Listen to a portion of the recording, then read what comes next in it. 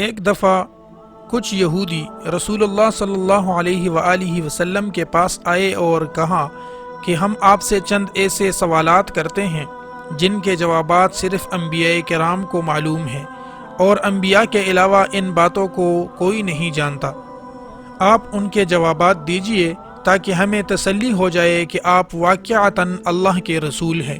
آپ صلی اللہ علیہ وآلہ وسلم نے فرمایا، جو چاہو پوچھ لو، لیکن اللہ کو حاضر و ناظر جان کر مجھ سے وعدہ کرو، ایسا وعدہ جو یعقوب علیہ السلام نے اپنے بیٹوں بنی اسرائیل سے لیا تھا کہ اگر میں نے وہ باتیں تمہیں ٹھیک ٹھیک بتا دی تو تم ایمان لا کر اسلام میں میرے تابعدار اور فرمانبردار ہو جاؤ گے۔ اور یہودیوں نے قسم کھا کر کہا کہ ہمیں یہ بات منظور ہے، اگر آپ نے ہمارے سوالات کے صحیح جوابات دیے تو ہم ضرور اسلام قبول کر لیں گے اور آپ کے فرمانبردار بن جائیں گے۔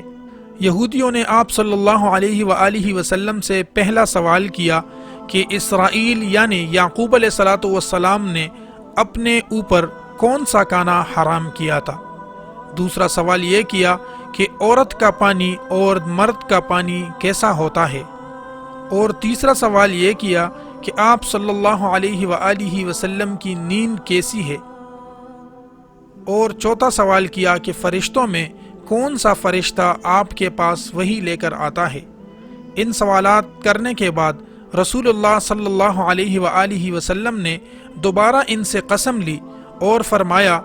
کہ اگر میں ان کے جوابات دوں تو آپ دین اسلام کو قبول کر لیں گے۔ ان کے اقرار کے بعد آپ صلی اللہ علیہ وآلہ وسلم نے پہلے سوال کا جواب کچھ یوں دیا کہ اسرائیل یعنی یعقوب علیہ السلام سخت بیمار ہوئے اور انہوں نے اپنی بیماری میں نظر مانی کہ اگر اللہ تبارک و تعالی شفا دیں گے تو سب سے پیاری چیز جو کھانے کی ہے وہ چھوڑ دوں گا۔ جب حضرت یعقوب علیہ السلام شفا یاب ہو گئے تو اونٹ کا گوشت جو ان کو نہایت ہی محبوب تھا اور پسندیدہ تھا، اور دودھ اونٹنی کا یہ بھی ان کو پسندیدہ تھا، اونٹ کا گوشت اور اونٹنی کا دودھ آپ نے چھوڑ دیا۔ دوسرے سوال کا جواب یہ ہے کہ مرد کا پانی سفید رنگ کا اور گاڑھا ہوتا ہے اور عورت کا پانی زردی مائل پتلا ہوتا ہے،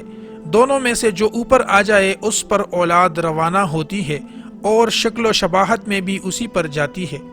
اور تیسرے سوال کا جواب یہ ہے کہ اس نبی امی کی نیند ایسی ہے کہ آنکھیں تو سوتی ہیں لیکن دل جاگتا رہتا ہے۔ نبی کریم صلی اللہ علیہ وآلہ وسلم نے فرمایا، یعنی میں اس طرح سوتا ہوں تنام عینی ولا ینام قلبی، کہ میری آنکھیں تو سوتی ہیں لیکن میرا دل جاگتا رہتا ہے۔ اور تمہارے چوتھے سوال کا جواب یہ ہے کہ میرے پاس وہی فرشتہ وحی لے کر آتا ہے جو تمام انبیاء کرام علیہم السلام کے پاس آتا تھا، یعنی جبرائیل علیہ السلام۔ چوتھے سوال کا جواب سن کر یہودی چیخ اٹھے اور کہنے لگے کہ اگر آپ کسی اور فرشتے کا نام لیتے، جبرائیل علیہ السلام کے علاوہ اگر آپ کوئی دوسرا فرشتہ بتا دیتے کہ وہ وحی لے کر آتا ہے تو ہم آپ کی نبوت کو ضرور تسلیم کرتے، لیکن جب جبرائیل علیہ السلام کا آپ نے نام لیا ہے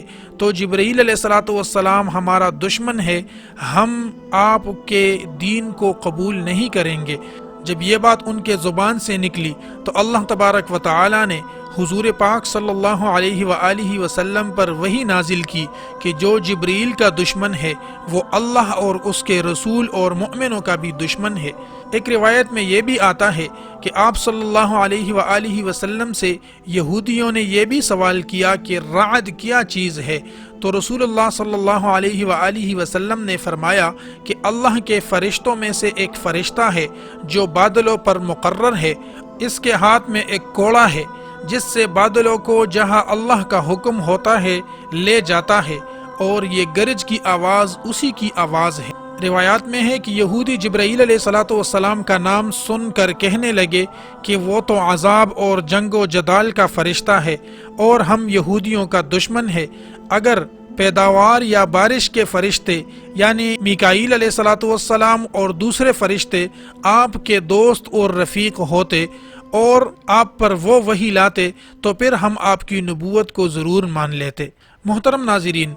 آپ صلی اللہ علیہ وآلہ وسلم نے یہودیوں کے سوالات کے صحیح جوابات دیے، لیکن ان کی قسمت میں ہدایت نہیں تھی، لہٰذا وہ اپنی ضد پر اڑے رہے اور کچھ یہودیوں کے علاوہ باقیوں نے اسلام قبول نہیں کیا، حالانکہ وہ جانتے تھے کہ آپ صلی اللہ علیہ وآلہ وسلم کو اللہ تبارک و تعالی نے علوم سے نوازا ہے اور علوم غیبیہ سے بھی آپ کو نوازا ہے۔ اسی وجہ سے انہوں نے آپ سے سوالات کیے اور سوالات کے صحیح جوابات پا کر بھی وہ دین اسلام نہ لا سکے اور اپنے وعدے اور قسموں پر قائم نہ رہ سکے۔ اللہ تبارک و تعالی ہمیں اپنے پیارے محبوب جناب محمد مصطفیٰ صلی اللہ علیہ وآلہ وسلم کی تعلیمات پر عمل پیرا ہونے کی توفیق عطا فرمائے، آمین یا رب العالمین، بحرمت سید المرسلین۔